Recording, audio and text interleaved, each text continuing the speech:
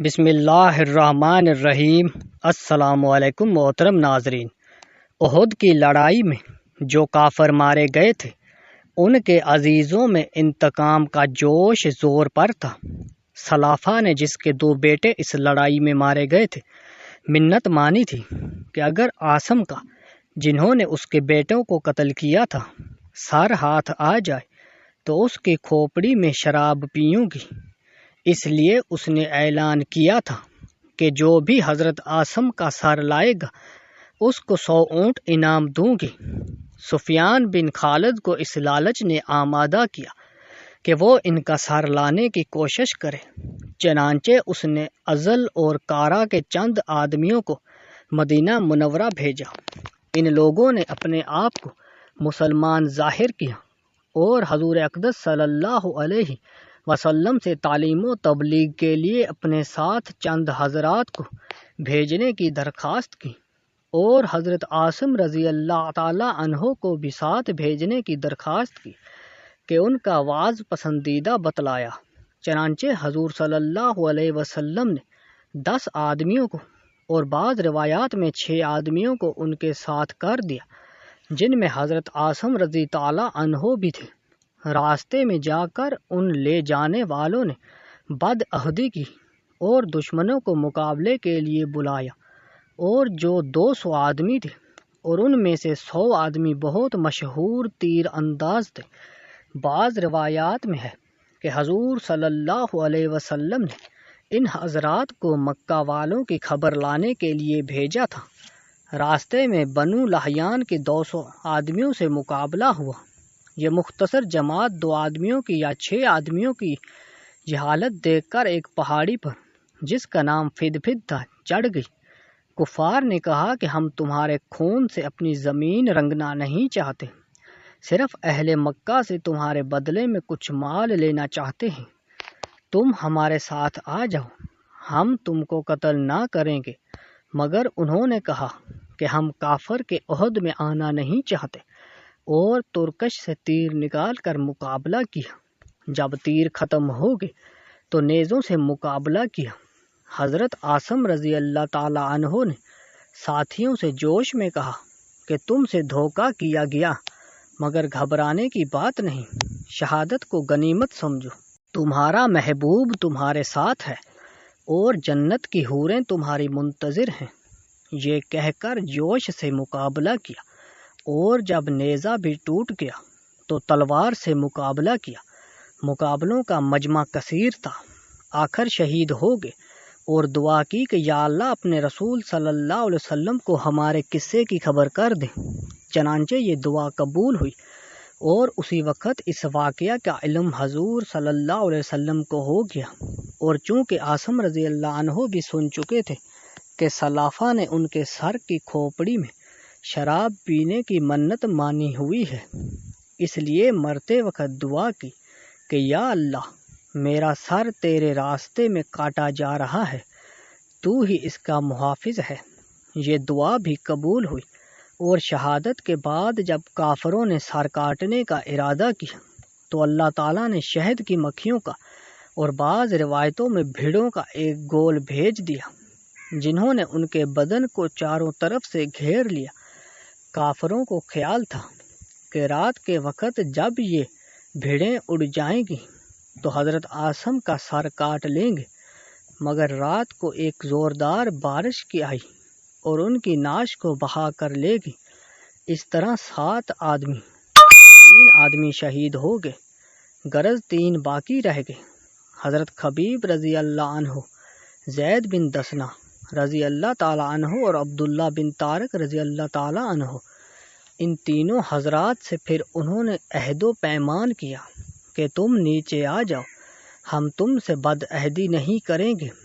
یہ تینوں حضرات نیچے اتر آئے، اور نیچے اترنے پر کفار نے ان کی کمانوں کی تانت اتار کر ان کی مشقیں باندھی۔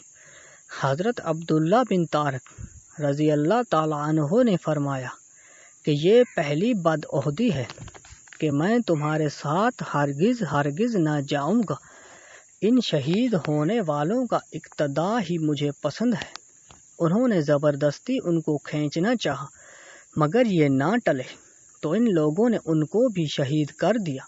صرف 2 حضرات ان کے ساتھ رہے جن کو لے جا کر ان لوگوں نے مکے والوں کے ہاتھ فروخت کر دیا۔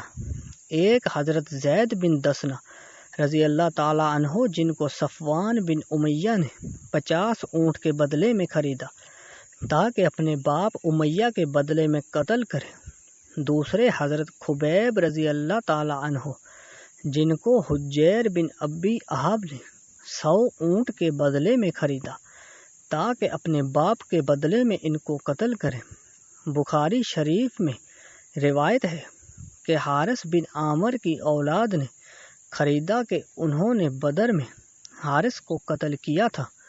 صفوان نے تو اپنے قیدی حضرت زید رضی اللہ تعالیٰ عنہ کو فوراً ہی حرم سے باہر اپنے غلام کے ہاتھ بھیج دیا کہ قتل کر دیے جائیں۔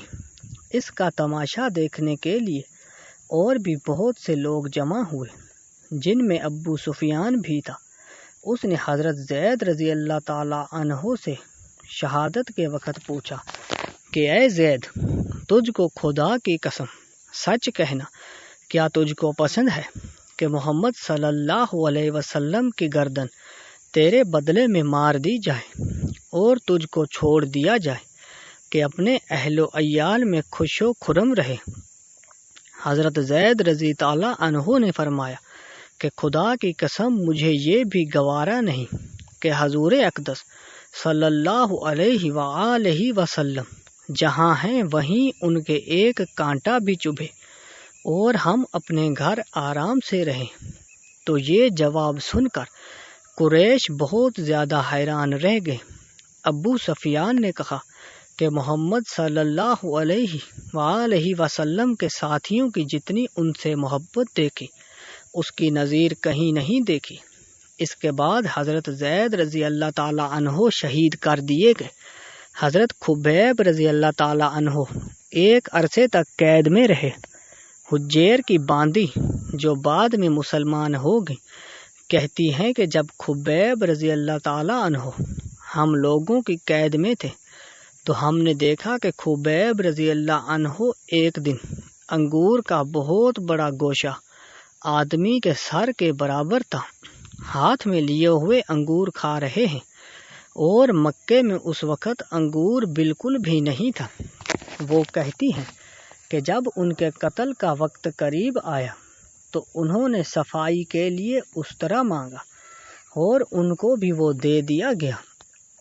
اتفاق سے ایک کم سن بچہ اس وقت خبیب رضی اللہ تعالیٰ عنہ کے پاس چلا گیا۔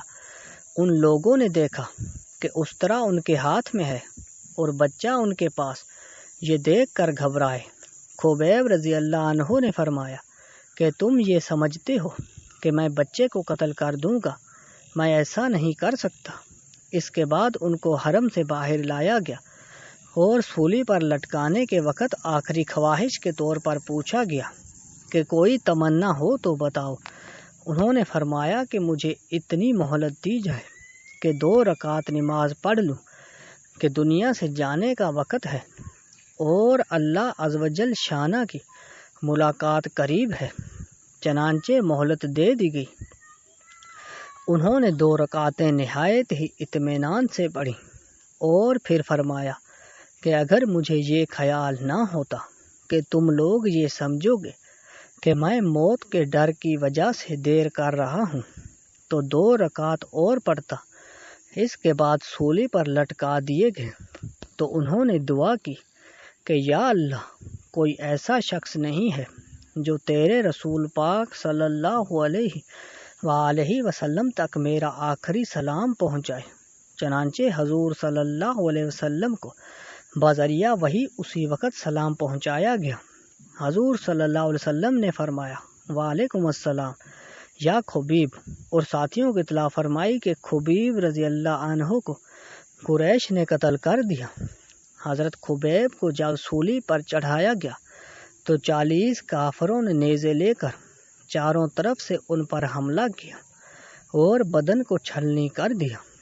اس وقت کسی نے قسم دے کر یہ بھی پوچھا کہ تم یہ پسند کرتے ہو کہ تمہاری جگہ محمد صلی اللہ علیہ وسلم کو قتل کر دیں اور تم کو چھوڑ دیں۔